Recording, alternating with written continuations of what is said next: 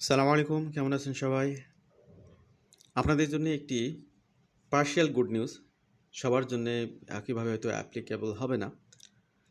Canada government দেশীয় স্বার্থ কানাডিয়ানদের বেকারত্ব দূর করার জন্য একটা বার তৈরি করেছিল বা একটা ব্যারিয়ার তৈরি করেছিল। সেটা হচ্ছে একজন কানাডার এমপ্লয়ার তিনি তার কোম্পানিতে 10 জনের বেশি ফরেন এমপ্লয়ি নিতে পারবেন না। এখন ধরুন যে এক জায়গায় একটা কোম্পানিতে 100 জন কাজ কর্মরত ব্যক্তি রয়েছে, সেখানে সর্বোচ্চ 10 জন থাকবে যারা নন ক্যানাডিয়ান। তো এই জায়গাতে একটা পরিবর্তন আনতেছে কানাডা গভর্নমেন্ট। 1 এপ্রিল থেকে এই পরিবর্তনটা হবে, সেখানে এটাকে 15% করা হবে। এবং রুরাল এরিয়া যেগুলো, সেখানে যেখানে লোক সংখ্যা কম্পারেটিভলি কম, সেই সমস্ত এলাকাতে এমপ্লয়ীদেরকে ধরে রাখার জন্যে এখানে এমপ্লয়ারদেরকে একটা বিশেষ সুবিধা দিচ্ছে কানাডা গভর্নমেন্ট। সেটা হলো যে সেখানে ওয়ার্কারদের সংখ্যা বাড়ানো যাবে এবং নতুন করে আরও বেশি ওয়ার্কারদেরকে নিয়োগ করা যাবে সেখানে। তো আপনারা যারা কানাডাতে ওয়ার্ক পারমিট ভিসা নিয়ে আসতে চান, কিংবা যারা কানাডাতে অবস্থান করতেছেন ওয়ার্ক পারমিট ভিসাটা এক্সটেনশন করতে চান, অথবা নতুন করে ওয়ার্ক পারমিট ভিসার আবেদন করতে চান, তারা যদি এই সমস্ত রুরাল এরিয়াগুলোতে যে সমস্ত এমপ্লয়ার এখানে এমপ্লয়ি হায়ার করতে যাচ্ছেন, তাদের সাথে যোগাযোগ করতে পারেন।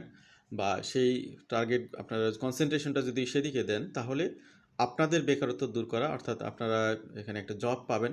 সেই সাথে কানাডার রুরাল এরিয়াগুলোতে কিন্তু অনেকগুলো পাইলট প্রোগ্রাম রয়েছে। এই কমিউনিটি পাইলটগুলোর মধ্যে বা এই কমিউনিটিগুলোর মধ্যেই যদি আপনারা জব করেন, তাহলে সেখান থেকে পরবর্তীতে পিআরে কনভার্ট করার একটা সুযোগ আপনারা পাবেন, কনভার্ট হতে পারেন আপনারা। তো আশা করি তথ্যগুলো আপনারা পজিটিভলি নেবেন এবং চেষ্টা করবেন। এই বিষয়গুলো আরেকটু খোলাসা করবো আজকের আলোচনায়। Canada expands access to work permits in rural areas. Rural employers will be able to hire additional temporary foreign worker under new measures announced by the Canadian federal government. তো কানাডা ফেডারেল গভর্নমেন্টের পক্ষ থেকে কিন্তু উদ্যোগটা নেওয়া হয়েছে March মাসের 13 তারিখে। কানাডার যে এমপ্লয়মেন্ট সোশ্যাল ডেভেলপমেন্ট কানাডা ইএসডিসি, তারা মূলত এই একটা শর্ট টাইম মেজার চালু করে এমপ্লয়ারদেরকে সুবিধা দেওয়ার জন্যে, যাতে করে তারা আরও বেশি ফরেন ওয়ার্কারদেরকে হায়ার করতে পারে, যাতে করে তারা রুরাল এরিয়ার লেবার মার্কেট যে নিডস সেটা যাতে পূরণ করতে পারে। তো নতুন মিজার অনুযায়ী 2026 সালের 1 এপ্রিল থেকে 2027 সালের 31 মার্চ পর্যন্ত এক বছরের জন্যই মূলত এই সুবিধাটা চালু থাকবে রুরাল এমপ্লয়ারদের জন্য। এই সময় তারা যেটা করতে পারবে, maintain their current number of low wage temporary foreign workers and employ low wages temporary foreign worker up to 15% of their workforce up from previous limit 10%। তো এইটা আগে যেখানে 10 জন নিয়োগ দেওয়া যেত, সেখানে এখন 15 জন নিয়োগ দেওয়া যাবে শতকরা। The measure will apply only to rural employers in provinces and territories that chooses to participate. As of the time of writing, it has not been disclosed which province and territories this includes. তো সামনে এই Province এবং টেরিটরিগুলো আরও বেশি বিস্তারিত এখানে আসবে, তথ্যগুলো আমরা জানাবো ইনশাল্লাহ। Prior to this change, employers were not permitted to hire more than 10% of their total workforce through the low wages stream of the temporary foreign worker program.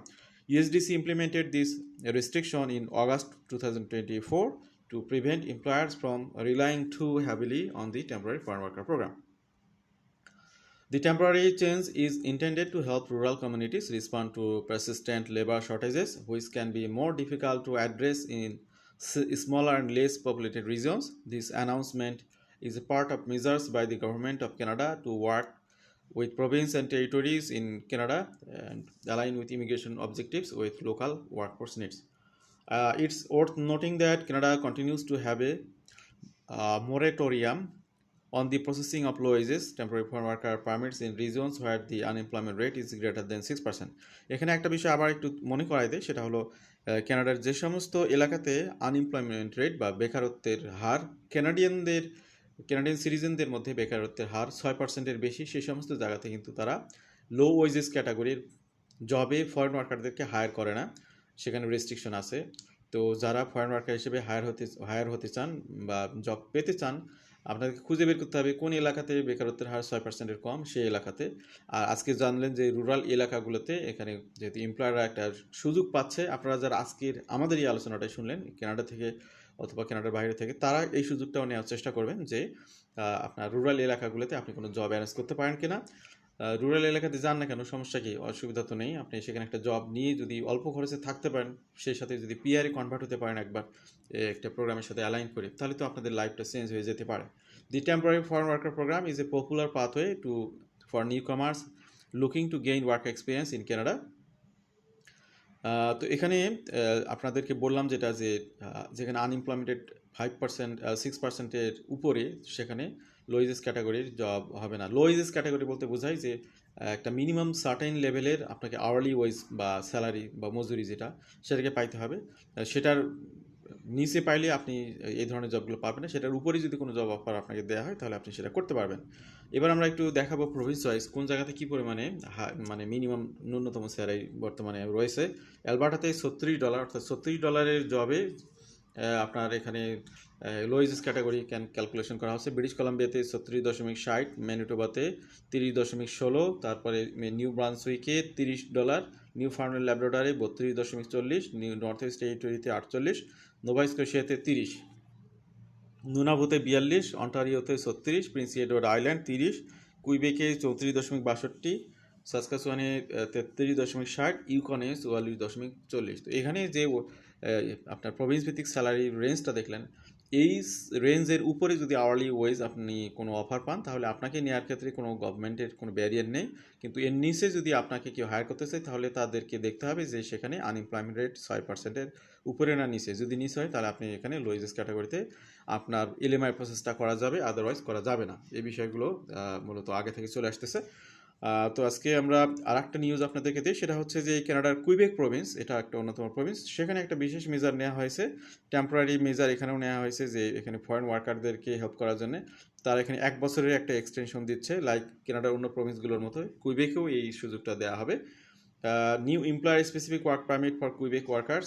The permit will allow eligible worker to continue working for their current employer up to an additional 12 months. তো এখানে কুইবেকে যে সুযোগটা দেওয়া হচ্ছে, সেটা হলো যে এখানে যে সমস্ত ওয়ার্কাররা এখানে কাজ করতেছে, তাদের জন্য অ্যাডিশনাল 12 মাস তাদের কাজের সময়টাকে এক্সটেনশন করার সুযোগ দেওয়া হবে। বিশেষ করে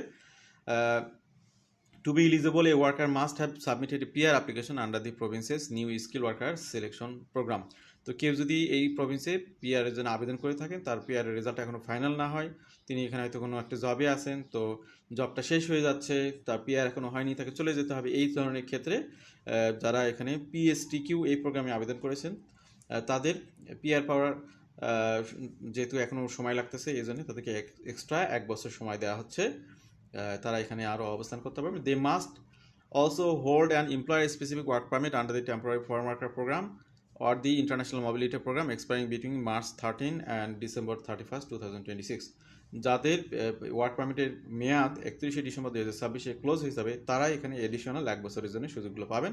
Those who are eligible can apply on IRCC website until December 31st, 2026 and will benefit from the expedited processing. Workers are encouraged to submit an application before their permit expires so they can continue working.